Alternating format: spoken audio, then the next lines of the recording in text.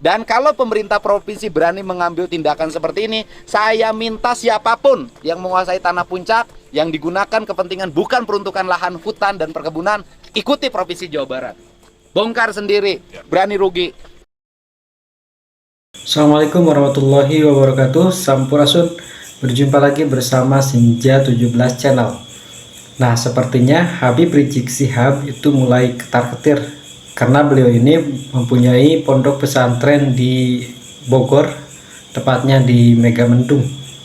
Kenapa saya katakan demikian? Karena mendengar ceramah-ceramahnya Habib Rizik itu sepertinya takut kalau misalkan pondok pesantrennya itu dibongkar oleh Kang Deddy Mulyadi Bapak Aing.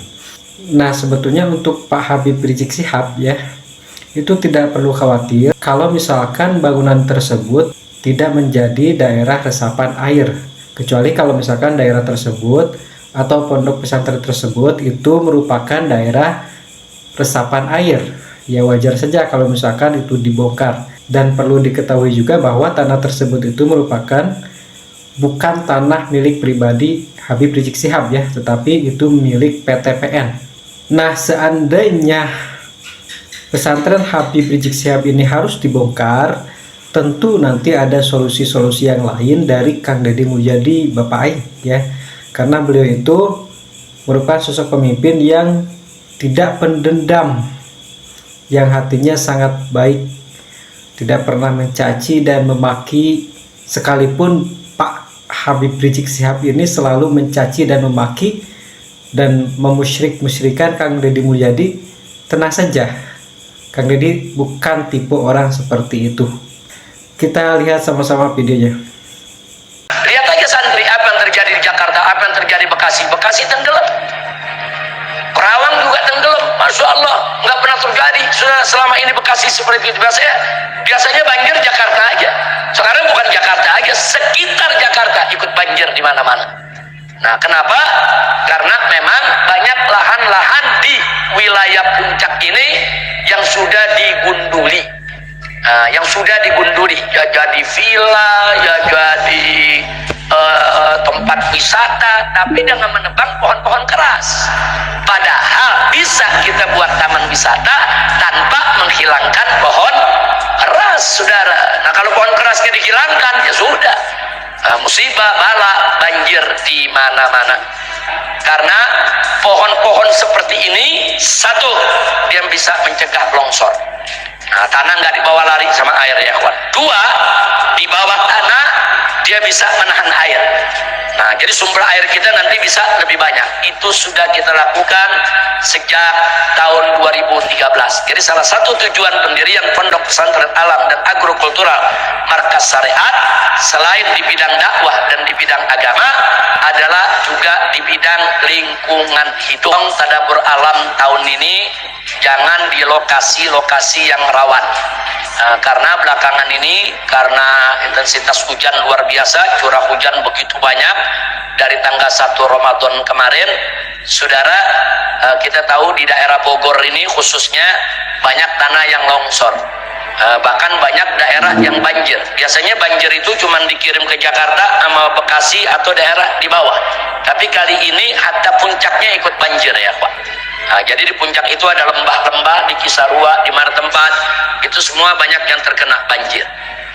Tapi kalau Megamendung yang banjir, pesantren kita nih banjir, ya Jakarta tenggelam.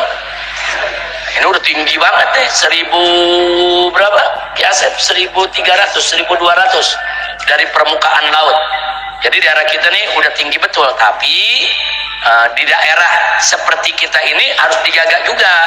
Jangan ada penggundulan hutan, harus banyak-banyak kita menanam pohon-pohon keras. Karena kalau lahan ini semua digunduli, nanti air tidak bisa ditahan di gunung, semua akan turun ke bawah. Akhirnya gunungnya longsor, yang di lembahnya banjir ya Pak. Dari awal saya dan keluarga mendirikan pondok pesantren ini, saudara, kita kasih nama Pesantren Alam dan Agrokultural. Itu salah satu tujuannya, selain pendidikan tentunya, selain pendidikan, selain urusan dakwah, agama dan lain sebagainya, adalah reboisasi hutan. Kita melakukan penghijauan. Nah, kalau santri-santri lihat dari pintu pos 2 sampai ke masjid ini, itu kiri kanan ada pohon Afrika tinggi-tinggi. Lihat nggak? Nah, itu yang nanam santri. Santri di tahun 2013 dan 2014. Nah, jadi santri-santri senior itu pada saat sanlat begini. Nah, jadi begitu sore mereka nanam semua. Nanam pohon sepanjang-panjangnya sampai di bawah daerah makam syuhada, di bawah sekali kita lihat itu ada pohon-pohon berderet, itu pohon-pohon Afrika. Itu semua yang nanam santri, ditanam 12 tahun yang lalu. Enggak 12, kita 2013, sekarang 2005, 11 tahun yang lalu. Nah, ini Kiai Asep ngalami nih, Kiai Asep Sofyan ngalami. Jadi santri kita giring, saudara, baik yang disanlat maupun yang bukan sanlat, untuk menanam sampai ke blok B, blok C, blok D. Nah, jadi kalau santri nemu ada pohon-pohon Afrika di luar hutan. Kalau pohon Afrika di hutan itu alami, itu hutan punya, bukan kita tanam. Memang sudah umurnya sudah puluhan, bahkan ada yang ratusan tahun. Tapi pohon Afrika di lingkungan lahan MS dulu kita tanam lebih dari 10.000 pohon. 10.000 pohon. Jadi kalau lihat di sepanjang jalan, oh ini ada pohon-pohon Afrika nih. Pohon Afrika itu yang pohonnya tinggi tuh. Tinggi, di atasnya baru ada daunnya ya kawan. Nah, kenapa dulu kita tanam pohon Afrika? Karena pohon Afrika ini satu, dia pohon keras. Dan akarnya itu bisa menahan air, saudara. Nah, sehingga kita harapkan kalau makin banyak pohon keras yang kita tanam di lahan ini, kita makin mudah untuk bikin sumur-sumur galian, untuk mencari air buat santri.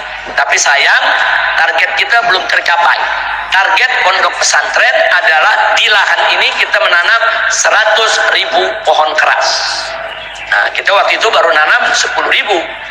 Dan nggak disangka ternyata 10.000 udah jadi sekarang, besar-besar itu pohon, saudara. Dan nanti 10 tahun akan datang dia punya dia punya badan atau batang daripada pohonnya akan lebih besar lagi seperti yang ada di hutan. Dan saya sesalkan kita gagal menanam pohon bau-bau. Ada satu pohon betul-betul dari negeri Afrika, namanya pohon bau-bau. Dulu kita tanam di sini ada 3 atau 4 pohon. Pohon itu batangnya saja bisa buat rumah. Maksudnya buat rumah itu batangnya aja diameternya bisa 10 meter. Jadi kalau kembali 10 meter ke sana 10 meter, dalamnya kita korek jadi rumah ya. Jadi rumah. Nah, makanya di Afrika, boleh silakan buka YouTube, tulis saja pohon bau-bau di Afrika. Di hutan-hutan Afrika banyak orang-orang Afrika di pedalaman yang menjadikan pohon bau-bau menjadi rumah mereka. Mereka bikin jadi rumah tingkat, yang di bawah dibikin ruangan untuk terima tamu, di atasnya bikin ruangan buat tidur dia di dalam pohon. Bukan pohon ditebang, kayunya dibikin rumah, bukan, saudara. Tapi pohonnya itu sendiri yang dijadikan rumah. Nah, dulu saya tanam di sini di lapangan satu, di dekat lapangan futsal kita juga dulu satu. Tapi sayang, beberapa pohon tersebut sulit itu dicari. Itu pohon langka. Ya, kita akan coba cari lagi untuk bisa kita tanam di lahan markas syariat. Karena pohon-pohon seperti ini, satu, dia bisa mencegah longsor. Nah, tanah nggak dibawa lari sama air ya kawan. 2, di bawah tanah dia bisa menahan air. Nah, jadi sumber air kita nanti bisa lebih banyak. Itu sudah kita lakukan sejak tahun 2013. Jadi salah satu tujuan pendirian Pondok Pesantren Alam dan Agrokultural Markas Syariat selain di bidang dakwah dan di bidang agama adalah juga di bidang lingkungan hidup. Ya kawan. Nah, begitu saya minta kepada pengurus MS, begitu juga para santri yang akan datang, supaya nanti kalau ada tambahan materi untuk reboisasi hutan, untuk penanaman kembali pohon-pohon keras, semua bisa dilibatkan dan itu bisa dijadikan materi wajib untuk penilaian para santri. Insya Allah. Kalau pohon sayuran tuh nggak bisa nahan tanah, nggak bisa. Kalau pohon sayuran kita tanam, itu dia nggak nahan tanah, dia juga nggak nahan air.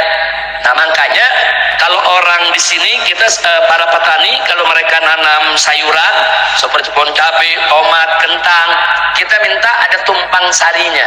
Nah, tumpang sarinya itu umpamanya di tengahnya kita tanam pohon alpukat yang akarnya bagus. Pohon alpukat termasuk pohon keras. Atau kita tanam pohon cengkeh. Nah, pohon cengkeh itu juga termasuk pohon keras. Nah, jadi kita di gunung ini sebetulnya lebih butuh pohon keras. Karena ini lahan rawan longsor. Tapi bukan berarti perkebunan nggak boleh, bagus perkebunan. Cuman antara pohon-pohon keras tadi kita buat perkebunannya, insya Allah. Nah, sekarang lihat aja santri, apa yang terjadi di Jakarta, apa yang terjadi di Bekasi. Bekasi tenggelam, Kerawang juga tenggelam, masya Allah, nggak pernah terjadi. Sudah selama ini Bekasi seperti itu. Biasanya banjir Jakarta aja. Sekarang bukan Jakarta aja, sekitar Jakarta ikut banjir di mana-mana. Nah, kenapa? Karena memang banyak lahan-lahan di wilayah puncak ini yang sudah digunduli. Yang sudah digunduli, ya jadi villa, ya jadi tempat wisata, tapi dengan menebang pohon-pohon keras. Padahal bisa kita buat taman wisata tanpa menghilangkan pohon keras, saudara. Nah, kalau pohon kerasnya dihilangkan, ya sudah, musibah, bala, banjir di mana-mana. Nah, itulah sekedar informasi yang saya sampaikan. Jadi supaya kalau santri lihat dari mulai pos 3 sampai dari mulai pos 2 sampai pos 3 sampai ke makam, sampai ke bawah, di pinggiran, sampai ke masjid, sampai ke blok C. Anda lihat pohon-pohon keras begitu banyak, ada ratusan yang tumbuh besar-besar, itu ditanam oleh santri markas syariat. Jadi jasa mereka tuh pahalanya bukan kecil tuh. Jadi pohon-pohon itu berkembang, ada burung yang makan, ada binatang yang makan buahnya, ada hewan-hewan yang menikmati itu pohon-pohon sebagai tempat tinggalnya, sebagai tempat sarangnya, sebagai tempat beranak pinak keturunannya, sebagai makanan buah-buahnya dimakan oleh burung-burung, saudara. Semua saudara yang menanamnya, yang merawatnya. Nah, walaupun Habib Rizik Syihab ini selalu memusyrik-musyrikan Kang Deddy Mulyadi karena dianggap membangun banyak patung di Purwakarta ya, tapi sebetulnya patung-patung tersebut itu merupakan seni dan tidak pernah disembah oleh Kang Deddy Mulyadi. Justru Kang Deddy Mulyadi itu memadukan antara ajaran agama Islam dengan budaya Sunda yang hampir hilang. Sekarang itu bangkit kembali oleh Kang Deddy Mulyadi. Jadi ajaran-ajaran Sunda yang begitu luhur sudah sekian lama itu hampir hilang, tetapi sekarang bangkit kembali karena adanya Kang Deddy Mulyadi Bapak Aing. Dan saya lihat bahwa ajaran-ajaran leluhur Sunda itu tidak satupun yang bertentangan dengan ajaran Islam. Malah kalau misalkan dipadukan itu menjadi seni yang sangat indah. Jadi jangan pernah memaksakan budaya Timur Tengah masuk ke budaya Nusantara. Itu tidak akan pernah menyatu. Yang ada hanya kontroversi. Karena Wali Songo pun dulu menyebarkan agama Islam itu dengan santun. Bahkan masuk ke dalam seni seperti seni wayang itu untuk menyebarkan agama Islam.